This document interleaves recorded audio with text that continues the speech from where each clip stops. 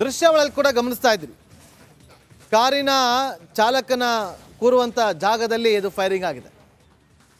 ರಾತ್ರಿ 11 ಗಂಟೆಗೆ ಫೋನ್ ಬಂದಿದೆ, ಹೊರಗಡೆ ಬರ್ತಾರೆ, ಪರ್ಸ್ ಬಿಟ್ಟಿದ್ದೀನಿ ಅಂತೇಳಿ ಡ್ರೈವರ್ಗಳಿಗೆ ವಾಪಸ್ ಹೋಗ್ತಾರೆ. 12:50ಕ್ಕೆ ವಾಪಸ್ ಬಂದಬೇಕಾದ್ರೆ ಈ ಥರ ಅಟ್ಯಾಕ್ ಆಗಿರೋದು. ಆಸ್ತಿ ವಿಚಾರವಾಗಿ ಒಂದಷ್ಟು ವಿವಾದಗಳು ಸೃಷ್ಟಿಯಾಗಿತ್ತು. ಅದರ ವಿಲ್ನ ವಿಚಾರವಾಗಿ ಎಲ್ಲವೂ ಕೂಡ ಸೆಟಲ್ಮೆಂಟ್ ಮಾಡ್ಕೊಳ್ಳೋಕ್ಕೆ 2 ದಿನದ ಹಿಂದೆ ಅಷ್ಟೇ ಬೆಂಗಳೂರಿಗೆ ಬಂದು ರಿಕ್ಕಿ ರೈ ಮಾತುಕತೆಯನ್ನು ಕೂಡ ನಡೆಸಿ ಹೋಗಿದ್ರು ಅಂತ ಹೇಳಲಾಗ್ತಾ ಇದೆ. ಒಂದು ದೂರು ಕೂಡ ಕೊಟ್ಟಿದ್ದಾರೆ ಸಂಬಂಧಿಕರು. ಕೆಲವೊಬ್ಬರ ಮೇಲೆ ಅನುಮಾನವನ್ನು ವ್ಯಕ್ತಪಡಿಸಿ ಅವರ ಮೇಲೆ FIR ಅನ್ನು ದಾಖಲು ಮಾಡಿಕೊಂಡು ವಿಚಾರಣೆಯನ್ನು ಕೂಡ ನಡೆಸ್ತಿದ್ದಾರೆ. ಇನ್ನು ರಿಕ್ಕಿ ರೈ ಜೊತೆಯಲ್ಲಿ ಮಣಿಪಾಲ್ ಆಸ್ಪತ್ರೆಯಲ್ಲಿ ಇದ್ದಂಥ ವ್ಯಕ್ತಿಯನ್ನು ಕೂಡ ಪೊಲೀಸ್ ಠಾಣೆಗೆ ಕರೆಸಿಕೊಂಡು ಪೊಲೀಸರು ಆತನಿಂದಲೂ ಕೂಡ ಮಾಹಿತಿಯನ್ನು ಕಲೆ ಹಾಕ್ತಿದ್ದಾರೆ. ಮತ್ತಷ್ಟು ಮಾಹಿತಿಯನ್ನು ಕೊಡೋದಕ್ಕೆ ನಮ್ಮ ಕ್ರೈಮ್ ರಿಪೋರ್ಟರ್ ಧ್ರುವರಾಜ್ ನೇರ ಸಂಪರ್ಕದಲ್ಲಿ ಜಾಯ್ನ್ ಆಗಿದ್ದಾರೆ. ಧ್ರುವರಾಜ್, ರಿಕ್ಕಿ ರೈ ಮೇಲೆ ಅಟ್ಯಾಕ್ ಆಗಿರೋದು ಈಗ ಸಾಕಷ್ಟು ಚರ್ಚೆಗಳಿಗೆ ಕಾರಣವಾಗ್ತಾ ಇದೆ. ಯಾವ ಕಾರಣಕ್ಕೋಸ್ಕರ ಈ ಒಂದು ಅಟ್ಯಾಕ್ ಆಗಿರಬಹುದು ಅಂತೇಳಿ ಈ ಕ್ಷಣಕ್ಕೆ ಪೊಲೀಸರು ಅನುಮಾನವನ್ನು ವ್ಯಕ್ತಪಡಿಸ್ತಾ ಇದ್ದಾರೆ. ಯಾವ ಆಯಾಮದಲ್ಲಿ ತನಿಖೆ ನಡೀತಾ ಇದೆ?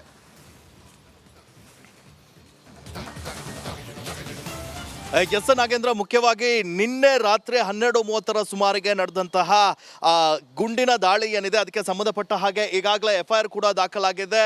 ಇನ್ನು 3 DIOSP ನೇತೃತ್ವದ ತಂಡ ಕೂಡ ಈಗ ತನಿಖೆಯನ್ನ ನಡೆಸ್ತಾ ಇದೆ. ಮುಖ್ಯವಾಗಿ ರಾಮನಗರ SP ಶ್ರೀನಿವಾಸ ಗೌಡರು ಕೂಡ ಈ ಒಂದು ಕೇಸ್ನಲ್ಲಿ ಸಾಕಷ್ಟು ತನಿಖೆಯನ್ನ ನಡೆಸ್ತಾ ಇದ್ದಾರೆ. ಈಗಾಗಲೇ ಬಿಡದಿ ಸ್ಟೇಷನ್ನಲ್ಲಿ ಸಾಕಷ್ಟು ಮಾಹಿತಿಯನ್ನ ಕಲೆ ಹಾಕುವಂತ ಕೆಲಸವನ್ನ ಕೂಡ ಮಾಡಿದ್ದಾರೆ. ಹಾಗಾದ್ರೆ ನಿನ್ನೆ ರಾತ್ರಿ 12:30 ಸುಮಾರಿಗೆ ನಡೆದಂತ ಅಟ್ಯಾಕ್ ಹಿಂದೆ ಯಾರಿದ್ದಾರೆ ಎನ್ನುವಂಥದ್ದು ಕೂಡ ಇಲ್ಲಿ ಪ್ರಶ್ನೆ ಆಗಿರುವಂಥದ್ದು. ಇದು ಪ್ರೀ ಪ್ಲಾನೆಡ್ ಆಗಿ ನಡೆದಿರೋದ ಅನ್ನುವಂಥದ್ದು ಕೂಡ ಈಗ ಮೇಲ್ನೋಟಕ್ಕೆ ಕಂಡು ಬರ್ತಾ ಇರೋದು. ಕಾರಣ ಇಷ್ಟೇ, 2 ದಿವಸದ ಹಿಂದೆ ಅಷ್ಟೇ ಇವರು ರಷ್ಯಾದಿಂದ ವಾಪಸ್ ಬೆಂಗಳೂರಿಗೆ ಬಂದಿದ್ರು. ಅದಾದ ನಂತರ ನಿನ್ನೆ 11 ಗಂಟೆ ಸುಮಾರಿಗೆ ಒಂದು ಫೋನ್ ಕರೆ ಬರುತ್ತೆ. ಅದಾದ ನಂತರ ಬಿಡದಿಯಿಂದ ಬೆಂಗಳೂರಿಗೆ ಹೊರಡೋರು ವಾಪಸ್ ಬರ್ತಾರೆ. ಅದಾದ ನಂತರ 12:30ಕ್ಕೆ ಇನ್ನೊಂದು ಫೋನ್ ಕರೆ ಬಂದಾಗ ಇವರು ಬೆಂಗಳೂರಿಗೆ ಹೊರಡ್ತಾರೆ. ಆ ವೇಳೆ ಹೊರ ಬಂದಂತ ಸಂದರ್ಭದಲ್ಲಿ ಕಾರ್ನಲ್ಲಿ ಒಟ್ಟು 3 ಜನ ಇರ್ತಾರೆ, ಗನ್ಮ್ಯಾನ್, ಡ್ರೈವರ್ ಹಾಗೆ ರಿಕ್ಕಿ ರೈ. ಆಗ 3 ಜನ ಅಪರಿಚಿತರು ಬಂದು ಅಟ್ಯಾಕ್ ಮಾಡಿದ್ದಾರೆ ಅನ್ನುವಂಥದ್ದು ಸದ್ಯ ಈಗ ಲಭ್ಯವಾಗ್ತಾ ಇರುವಂತಹ ಮಾಹಿತಿ. ಈಗ ಸದ್ಯ ಈ ಒಂದು ಘಟನೆಯಲ್ಲಿ ಗಾಯಗೊಂಡಿರುವಂತಹ ರಿಕ್ಕಿ ರೈ ಅವರನ್ನ ಈಗಾಗಲೇ ಮೂಗಿನ ಶಸ್ತ್ರಚಿಕಿತ್ಸೆ ಕೂಡ ಆಗಿದೆ. ಶಸ್ತ್ರಚಿಕಿತ್ಸೆ ಆಗಿ ಮಣಿಪಾಲ್ ಆಸ್ಪತ್ರೆಗೆ ಅವರನ್ನ ದಾಖಲಿಸಿದ್ರು. ಈಗ ಸ್ಪೆಷಲ್ ವಾರ್ಡ್ ನಲ್ಲಿ ಅವರನ್ನ ಇರಿಸಲಾಗಿದೆ ಅನ್ನುವಂತಹ ಮಾಹಿತಿ ಕೂಡ ಸದ್ಯ ಇದೆ. ಈಗ ಈ ಪ್ರಕರಣಕ್ಕೆ ಸಂಬಂಧಪಟ್ಟ ಹಾಗೆ ಏನಾದ್ರೂ ಇದು ಆಸ್ತಿ ಕಲಹ ಏನಾದ್ರೂ ಇತ್ತ, ಈ ವಿಚಾರಕ್ಕಾಗಿ ಇವರ ಮೇಲೆ ಅಟ್ಯಾಕ್ ನಡೀತಾ ಅನ್ನುವಂಥದ್ದು ಈಗ ಮೇಲ್ನೋಟಕ್ಕೆ ಕಂಡು ಬರ್ತಾ ಇರುವಂತಹ ಅನುಮಾನ. ಇದೇ ಒಂದು ಆಯಾಮದಲ್ಲಿ ಪೊಲೀಸರು ತನಿಖೆಯನ್ನ ನಡೆಸ್ತಾ ಇದ್ದಾರೆ. ಮುಖ್ಯವಾಗಿ ಆರೋಪಿಗಳನ್ನ ಪತ್ತೆ ಹಚ್ಚುವಂತ ಕೆಲಸವನ್ನ ಕೂಡ ಮಾಡ್ತಾ ಇದ್ದಾರೆ ನಾಗೇಂದ್ರ. ಈಗ ಈ ಆರೋಪಿಗಳು ಸಿಕ್ಕ ನಂತರ ಅಂದ್ರೆ ಯಾರು ಇದರ ಹಿಂದಿದ್ರು ಅನ್ನುವಂಥದ್ದು ಕೂಡ ಇಲ್ಲಿ ಪ್ರಶ್ನೆ ಆಗಿರುವಂಥದ್ದು. ಇದು ಆಸ್ತಿ ಕಲಹ ಅಥವಾ ಯಾವುದಾದ್ರೂ ದ್ವೇಷದ ಹಿನ್ನೆಲೆ ಏನಾದರೂ ಅವರ ಮೇಲೆ ಅಟ್ಯಾಕ್ ಮಾಡಿದ್ರ ಅನ್ನುವಂಥದ್ದು ಇಲ್ಲಿ ಪೊಲೀಸರು ತನಿಖೆಯನ್ನ ನಡೆಸ್ತಾ ಇದ್ದಾರೆ. ಈಗ ಆಸ್ಪತ್ರೆಯಲ್ಲಿ ಚಿಕಿತ್ಸೆಯನ್ನು ಕೂಡ ಪಡಿತಾ ಇರುವಂಥ ರಿಕ್ಕಿ ರೈ ಅವರ ಸ್ಥಿತಿ ಹೇಗಿದೆ? ಏನೆಲ್ಲ ಮಾಹಿತಿಗಳನ್ನು ಕಲೆ ಹಾಕ್ಬೋದು ಈಗ ಪೊಲೀಸರು ಆತನ ಬಳಿಯಿಂದ?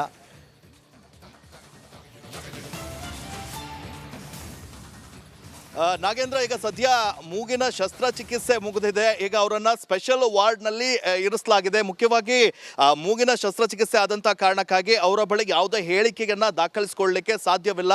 ಕಾರಣ ಅಂದ್ರೆ ಸೆನ್ಸಿಟಿವ್ ಪಾರ್ಟ್ ಆದಂತಹ ಕಾರಣಕ್ಕಾಗಿ ಅವರಿಗೆ ಮಾತನಾಡಲಿಕ್ಕೆ ಸಾಧ್ಯವಾಗ್ತಾ ಇಲ್ಲ ಅಂತ ಒಂದು ವೈದ್ಯರು ತಿಳಿಸಿರೋದು. ಹೀಗಾಗಿ ರಿಕ್ಕಿ ರೈ ಅವರನ್ನ ಇವತ್ತು ವಿಚಾರಣೆ ಮಾಡುವಂತಹ ಸಾಧ್ಯತೆ ಸಾಕಷ್ಟು ಕಡಿಮೆ ಇದೆ. ಒಂದು ವೇಳೆ ನಾಳೆ ಅವರು ಚೇತರಿಸಿಕೊಂಡ ನಂತರ ಅವರಿಂದಲೂ ಕೂಡ ಹೇಳಿಕೆಯನ್ನ ದಾಖಲಿಸಿಕೊಳ್ತಾರೆ. ಆನಂತರ ಆ 2 ಫೋನ್ ಕರೆ ಯಾರ್ದು ಎನ್ನುವಂಥದ್ದು ಕೂಡ ಈಗ ಯಕ್ಷ ಪ್ರಶ್ನೆ ಆಗಿರುವಂಥದ್ದು. ಈ ಎಲ್ಲ ಮಾಹಿತಿಗಳು ಸಿಕ್ಕಿದ್ರೆ ಈ ಒಂದು ಅಟ್ಯಾಕ್ ಹಿಂದೆ ಯಾರಿದ್ದಾರೆ ಅನ್ನುವಂಥದ್ದು ಕೂಡ ಗೊತ್ತಾಗುತ್ತೆ. ಈ ಒಂದು ನಿಟ್ಟಿನಲ್ಲಿ ಪೊಲೀಸರು ಕೂಡ ಈಗ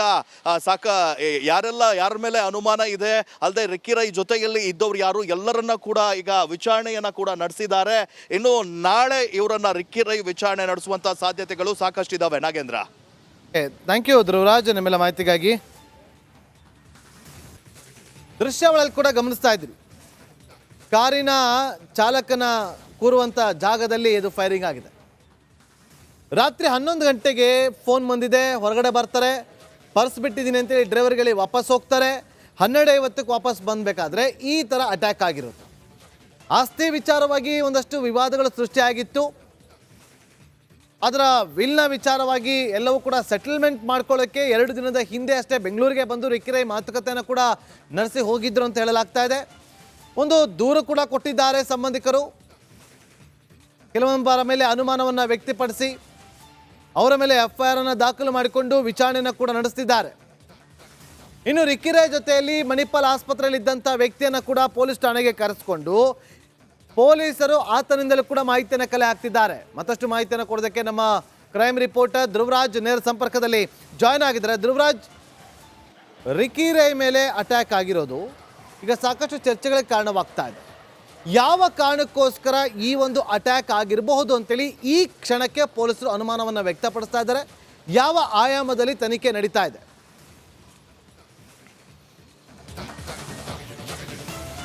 ಎಸ್ ನಾಗೇಂದ್ರ, ಮುಖ್ಯವಾಗಿ ನಿನ್ನೆ ರಾತ್ರಿ 12:30 ಸುಮಾರಿಗೆ ನಡೆದಂತಹ ಗುಂಡಿನ ದಾಳಿ ಏನಿದೆ ಅದಕ್ಕೆ ಸಂಬಂಧಪಟ್ಟ ಹಾಗೆ ಈಗಾಗಲೇ FIR ಕೂಡ ದಾಖಲಾಗಿದೆ. ಇನ್ನು 3 DIOSP ನೇತೃತ್ವದ ತಂಡ ಕೂಡ ಈಗ ತನಿಖೆಯನ್ನ ನಡೆಸ್ತಾ ಇದೆ. ಮುಖ್ಯವಾಗಿ ರಾಮನಗರ SP ಶ್ರೀನಿವಾಸ ಗೌಡರು ಕೂಡ ಈ ಒಂದು ಕೇಸ್ನಲ್ಲಿ ಸಾಕಷ್ಟು ತನಿಖೆಯನ್ನ ನಡೆಸ್ತಾ ಇದ್ದಾರೆ. ಈಗಾಗಲೇ ಬಿಡದಿ ಸ್ಟೇಷನ್ನಲ್ಲಿ ಸಾಕಷ್ಟು ಮಾಹಿತಿಯನ್ನ ಕಲೆ ಹಾಕುವಂತ ಕೆಲಸವನ್ನ ಕೂಡ ಮಾಡಿದ್ದಾರೆ. ಹಾಗಾದ್ರೆ ನಿನ್ನೆ ರಾತ್ರಿ 12:30 ಸುಮಾರಿಗೆ ನಡೆದಂತ ಅಟ್ಯಾಕ್ ಹಿಂದೆ ಯಾರಿದ್ದಾರೆ ಎನ್ನುವಂಥದ್ದು ಕೂಡ ಇಲ್ಲಿ ಪ್ರಶ್ನೆ ಆಗಿರುವಂಥದ್ದು.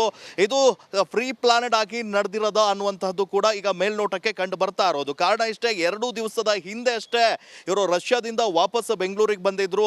ಅದಾದ ನಂತರ ನಿನ್ನೆ 11 ಗಂಟೆ ಸುಮಾರಿಗೆ ಒಂದು ಫೋನ್ ಕರೆ ಬರುತ್ತೆ. ಅದಾದ ನಂತರ ಬಿಡದಿಯಿಂದ ಬೆಂಗಳೂರಿಗೆ ಹೊರಡೋರು ವಾಪಸ್ ಬರ್ತಾರೆ. ಅದಾದ ನಂತರ 12:30ಕ್ಕೆ ಇನ್ನೊಂದು ಫೋನ್ ಕರೆ ಬಂದಾಗ ಇವರು ಬೆಂಗಳೂರಿಗೆ ಹೊರಡ್ತಾರೆ. ಆ ವೇಳೆ ಹೊರ ಬಂದಂತ ಸಂದರ್ಭದಲ್ಲಿ ಕಾರ್ನಲ್ಲಿ ಒಟ್ಟು 3 ಜನ ಇರ್ತಾರೆ, ಗನ್ಮ್ಯಾನ್, ಡ್ರೈವರ್ ಹಾಗೆ ರಿಕ್ಕಿ ರೈ. ಆಗ 3 ಜನ ಅಪರಿಚಿತರು ಬಂದು ಅಟ್ಯಾಕ್ ಮಾಡಿದ್ದಾರೆ ಅನ್ನುವಂಥದ್ದು ಸದ್ಯ ಈಗ ಲಭ್ಯವಾಗ್ತಾ ಇರುವಂತಹ ಮಾಹಿತಿ. ಈಗ ಸದ್ಯ ಈ ಒಂದು ಘಟನೆಯಲ್ಲಿ ಗಾಯಗೊಂಡಿರುವಂತಹ ರಿಕ್ಕಿ ರೈ ಅವರನ್ನ ಈಗಾಗಲೇ ಮೂಗಿನ ಶಸ್ತ್ರಚಿಕಿತ್ಸೆ ಕೂಡ ಆಗಿದೆ. ಶಸ್ತ್ರಚಿಕಿತ್ಸೆ ಆಗಿ ಮಣಿಪಾಲ್ ಆಸ್ಪತ್ರೆಗೆ ಅವರನ್ನ ದಾಖಲಿಸಿದ್ರು. ಈಗ ಸ್ಪೆಷಲ್ ವಾರ್ಡ್ ನಲ್ಲಿ ಅವರನ್ನ ಇರಿಸಲಾಗಿದೆ ಅನ್ನುವಂತಹ ಮಾಹಿತಿ ಕೂಡ ಸದ್ಯ ಇದೆ. ಈಗ ಈ ಪ್ರಕರಣಕ್ಕೆ ಸಂಬಂಧಪಟ್ಟ ಹಾಗೆ ಏನಾದ್ರೂ ಇದು ಆಸ್ತಿ ಕಲಹ ಏನಾದ್ರೂ ಇತ್ತ, ಈ ವಿಚಾರಕ್ಕಾಗಿ ಇವರ ಮೇಲೆ ಅಟ್ಯಾಕ್ ನಡೀತಾ ಅನ್ನುವಂಥದ್ದು ಈಗ ಮೇಲ್ನೋಟಕ್ಕೆ ಕಂಡು ಬರ್ತಾ ಇರುವಂತಹ ಅನುಮಾನ. ಇದೇ ಒಂದು ಆಯಾಮದಲ್ಲಿ ಪೊಲೀಸರು ತನಿಖೆಯನ್ನ ನಡೆಸ್ತಾ ಇದ್ದಾರೆ. ಮುಖ್ಯವಾಗಿ ಆರೋಪಿಗಳನ್ನ ಪತ್ತೆ ಹಚ್ಚುವಂತಹ ಕೆಲಸವನ್ನ ಕೂಡ ಮಾಡ್ತಾ ಇದ್ದಾರೆ ನಾಗೇಂದ್ರ. ಈಗ ಈ ಆರೋಪಿಗಳು ಸಿಕ್ಕ ನಂತರ ಅಂದ್ರೆ ಯಾರು ಇದರ ಹಿಂದಿದ್ರು ಅನ್ನುವಂಥದ್ದು ಕೂಡ ಇಲ್ಲಿ ಪ್ರಶ್ನೆ ಆಗಿರುವಂಥದ್ದು. ಇದು ಆಸ್ತಿ ಕಲಹ ಅಥವಾ ಯಾವುದಾದ್ರೂ ದ್ವೇಷದ ಹಿನ್ನೆಲೆ ಏನಾದರೂ ಅವರ ಮೇಲೆ ಅಟ್ಯಾಕ್ ಮಾಡಿದ್ರ ಅನ್ನುವಂಥದ್ದು ಇಲ್ಲಿ ಪೊಲೀಸರು ತನಿಖೆಯನ್ನ ನಡೆಸ್ತಾ ಇದ್ದಾರೆ. ಈಗ ಆಸ್ಪತ್ರೆಯಲ್ಲಿ ಚಿಕಿತ್ಸೆಯನ್ನು ಕೂಡ ಪಡಿತಾ ಇರುವಂಥ ರಿಕ್ಕಿ ರೈ ಅವರ ಸ್ಥಿತಿ ಹೇಗಿದೆ? ಏನೆಲ್ಲ ಮಾಹಿತಿಗಳನ್ನು ಕಲೆ ಹಾಕ್ಬೋದು ಈಗ ಪೊಲೀಸರು ಆತನ ಬಳಿಯಿಂದ?